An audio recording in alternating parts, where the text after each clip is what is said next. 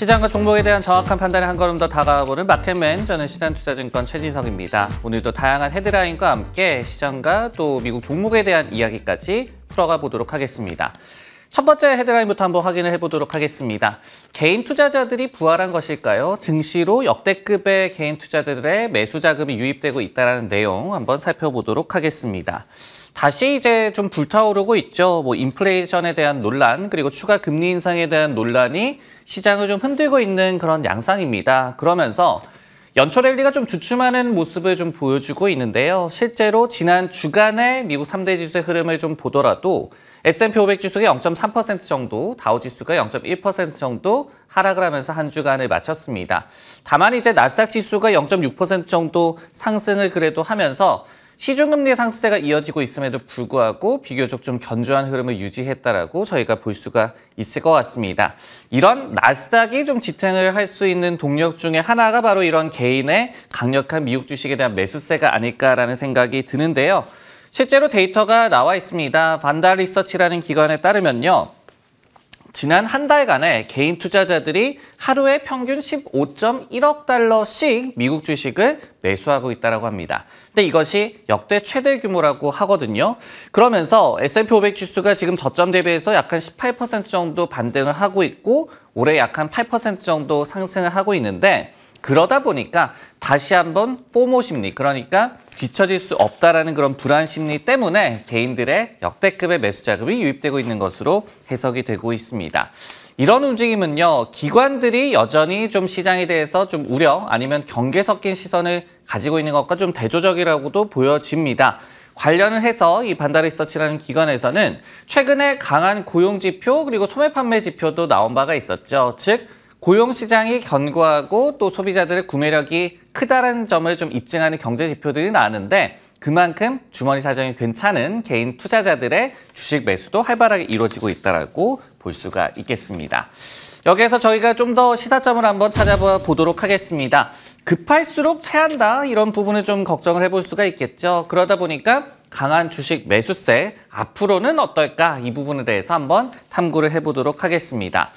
우선 이렇게 개인 투자자들이 주식을 매우 거세게 좀 매수를 하고 있다고 하는데 뭘 사고 있느냐부터 좀 살펴보는 것도 필요할 것 같습니다.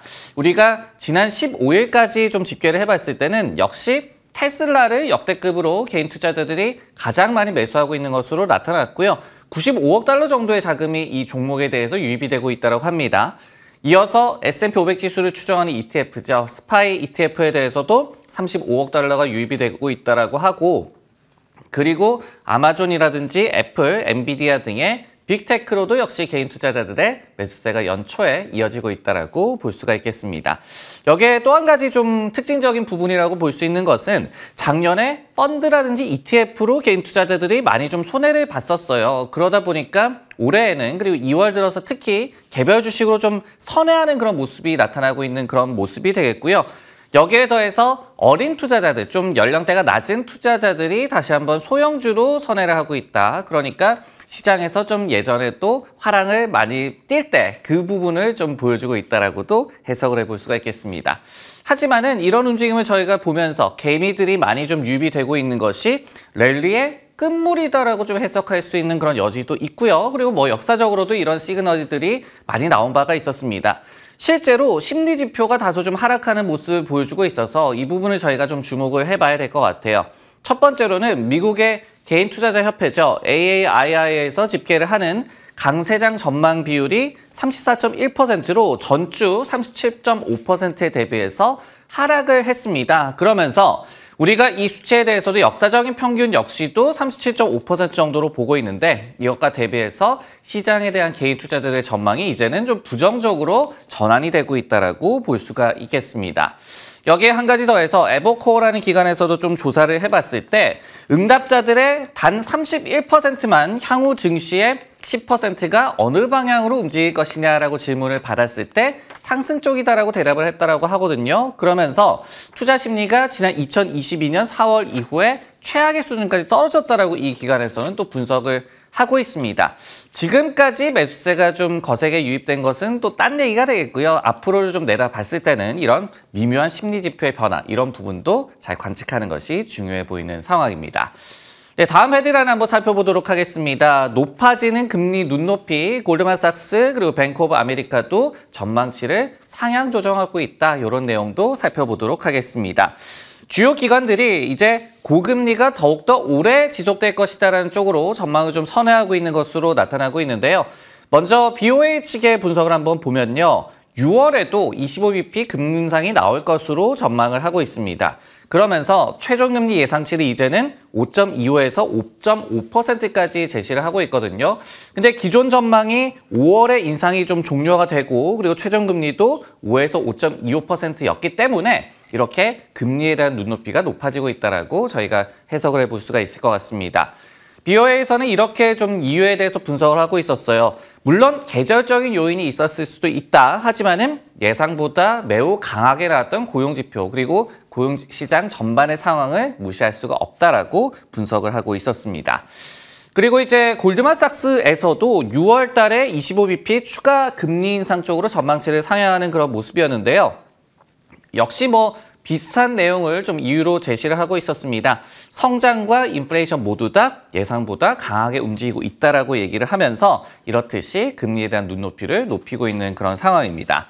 사실 이제 시장 같은 경우에는 오히려 더 전망을 좀 이르게 좀 반영을 하고 있다라고도 보여집니다. 블룸버그 기사를 좀 인용을 해보면요. 시장의 투자자들은 이미 3월과 5월 달에 금리를 인상을 하고 그리고 70%의 확률로 6월 달에도 25bp 추가적으로 금리 인상이 나올 것으로 예상하고 있는 것으로 나오고 있습니다. 역시 이 이슈에 대해서 어떤 부분을 저희가 좀 더 탐구를 해봐야 될지 살펴보도록 하겠습니다. 이런 금리에 대한 눈높이가 높아지는 것 중에 하나가 바로 잇따른 연준 위원들의 매파 발언이었죠. 근데 이번 주에 FOMC 의사록이 나옵니다. 어떤 부분을 챙겨야 할지 지금부터 설명을 좀 드리도록 하겠습니다. 사실 이제 지난 FOMC는 뭐 시장 입장에서는 매우 좀 완벽한 그런 상황이었죠. 왜냐면은 25bp로 드디어 금리 인상 폭을 좀 완화를 했고 그리고 제롬 파월 연준 의장이 처음으로 디스인플레이션이 시작됐다라는 시장을 좀 안정시킬 수 있을 만한 발언을 제시를 했습니다. 하지만은 그 이후에 나왔던 뭐 고용지표라든지 소비지표가 나란히 좀 서프라이즈를 지속을 하면서 불안감이 재확산되는 모습이라고 볼 수가 있겠고요. 여기에 더해서 연준 위원들의 매파적인 발언도 시장의 좀 불안감을 높이는 그리고 앞서서 금리에 대한 눈높이를 높이는 그런 이유로 작용을 하고 있는 상황입니다. 근데 저희가 이 이슈에 대해서는 좀 제대로 볼 필요도 있다라고 좀 말씀을 드리겠어요. 왜냐면은 최근에 이제 시장에 좀 반향을 일으켰던 매파 발언을 했던 그런 위원들, 제임스 블라드 세인트루이스 연방은행 총재도 그렇고 그리고 로레타 메스터 연방은행 총재, 클리블랜드 연은 총재가 되겠죠. 이들 같은 경우에는 지난 FOMC에서도 자신들은 50bp 금리 인상을 주장을 했다라고 얘기를 했지만은 올해 사실 FOMC 의결권이 없는 위원들입니다. 그러다 보니까 이들이 50bp 인상을 지난 FOMC에서 주장을 했어도 지난 결정은 만장일치였다라고 저희가 해석을 해볼 수가 있을 것 같고요. 하지만 반면에 그렇기 때문에 이번 주에 나오게 될 의사록 내용을 좀 상회할 가능성이 있다. 그러니까 연준 내부에서 의결권은 없더라도 소수 의견이 어느 정도의 좀 힘을 갖고 있는지를 의사록 내용을 통해서 좀 살펴볼 필요가 있다라고 또 말씀을 드리도록 하겠습니다. 그리고 또 한 가지는 최근 들어서 저희가 뭐 CPI 지표 발표됐을 때 이 확인을 했었죠. 시장이 물가 지표에 대한 반응이 좀 잠잠해지고 있는 그런 상황입니다. 뭐 어느 정도 내성이 생긴 것도 있겠고요. 어쨌든 간에 피크아웃을 하고 물가가 내려오고 있다는 측면도 좀 생각을 해볼 수가 있을 것 같습니다. 근데 이제 이번 주 후반에 PC 물가 지표가 또 발표가 되거든요. 여기에 대해서 시장은 어떻게 좀 반영을 할지 이런 부분들이 이번 주에 시장에 좀 메이저한 그런 관심사라고 볼 수가 있겠습니다. 네, 다음은 이번에는 그 종목에 대한 헤드라인 한번 확인해 보도록 하겠습니다. 드래프트킹스가 호실적에 주가 15%나 급등을 했는데요. 어떤 부분 찾아봐야 될지 지금부터 설명을 드리도록 하겠습니다. 우선 좀 내용을 살펴보면요. 지난주 금요일 시장이었습니다. 드래프트킹스의 주가가 무려 15% 정도나 급등을 했는데 이 분기 실적과 가이던스가 서프라이즈 수준이었습니다. 우선 이제 분기 매출부터 살펴보자면요. 전년 대비 81%나 증가한 8.55억 달러를 기록을 했고요. 그리고 물론 이 기업이 적자를 이어가긴 했습니다. 하지만은 매출과 이익 모두 다 컨센서스보다는 양호한 수치가 나왔다라고 볼 수가 있겠습니다. 여기에 이제 세부 지표를 좀 뜯어보더라도 이 기업 같은 경우에는 월 활성 유료 이용자 MUP, 유니크 페이어 이런 지표를 좀 사용하는 그런 기업이 되는데요. 이 지표 같은 경우에도 그러니까 유저와 관련된 지표 같은 경우에도 31%나 전년도에 비해서 증가한 260만 명으로 또 나왔고요. 그리고 이 유저 한 명당 평균적으로 창출한 매출 같은 경우에도 42%나 오른 $109에 달했다. 이런 좋은 수치가 나왔다고 볼 수가 있겠습니다. 사측에서는 이렇게 좀 표현을 했어요. 돌아온 유저층, 그러니까 유저들이 많이 돌아오고 있다라고 표현을 했고, 그리고 미국에서 이제 이런 온라인 갬블링, 스포츠에 대한 베팅 이런 것들이 합법화되고 있는 주에서의 사업이 특히 호조세를 띄고 있기 때문에 4분기 실적이 잘 나왔다라고 설명을 했습니다. 그러다 보니까 이번 연간 매출 가이던스를 기존의 28에서 30억 달러에서 28.5억 달러에서 30.5억 달러로 상향 조정을 했고요. 연간 적자 폭에 대해서도 기존보다 낮게 제시를 하면서 앞으로의 또 흑자 전환 기조에 대한 기대감도 높이는 지표를 발표를 했습니다. 네, 드래프트킹스 이렇게 15%나 급등을 했는데 어떤 부분을 좀 살펴봐야 될까요? 이미 늦었을까? 드래프트킹스 앞으로의 주가 방향성은 이라는 주제로 좀 더 탐구를 해보도록 하겠습니다. 지난주 금요일의 랠리뿐만이 아니란요. 이 드래프트킹스 같은 경우에는 올해 전체를 놓고 보더라도 놀라운 좀 상승세를 보여주고 있는 그런 상황입니다. 지난 한 달간 무려 45% 정도나 상승을 했고요. 그리고 올해 들어서도 무려 85% 정도나 급등을 하고 있는 시킹알파 수치를 기준으로 봤을 때 랠리를 펼치고 있는 종목이라고 볼 수가 있겠습니다. 지금 시장이 나스닥 전반을 좀 보더라도 작년에 좀 부진을 딛고 두 자릿수의 좀 반등을 보여주고 있는 상황이죠. 하지만은 드래프트킹스 같은 경우에는 너무나도 좀 강렬한 그런 랠리가 나오고 있기 때문에 앞으로 지속세가 좀 상승세가 지속이 될 수 있을까? 이 부분에 대해서는 의문이 좀 제기가 되고 있는 상황입니다. 물론 이제 급한 랠리 이후에 중단기적으로 좀 박스권에 있을 것이라는 예상도 좀 많이 나오고 있습니다. 이런 부분도 충분히 저희가 감안을 해봐야 될 것 같은데요.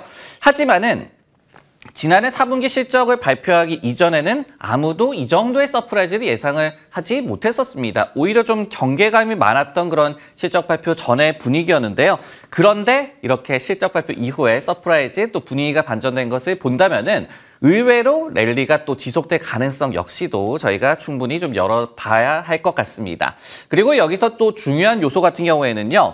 저희가 지금도 여전히 좀 성장주에는 불리한 시장 환경이다라고 인식을 하고 있죠. 하지만은 드래프트킹스는 이 같은 시장 환경에서 좀 면역력이 있다 이런 쪽으로 시장의 인식이 좀 바뀌고 있는 듯한 그런 모습입니다. 즉 금리 상승이라든지 인플레이션과 관련을 해서 이들 산업에는 그다지 타격이 없다. 이런 또 인식이 있는 점도 저희가 앞으로를 좀 생각을 해봐야 될 것 같습니다.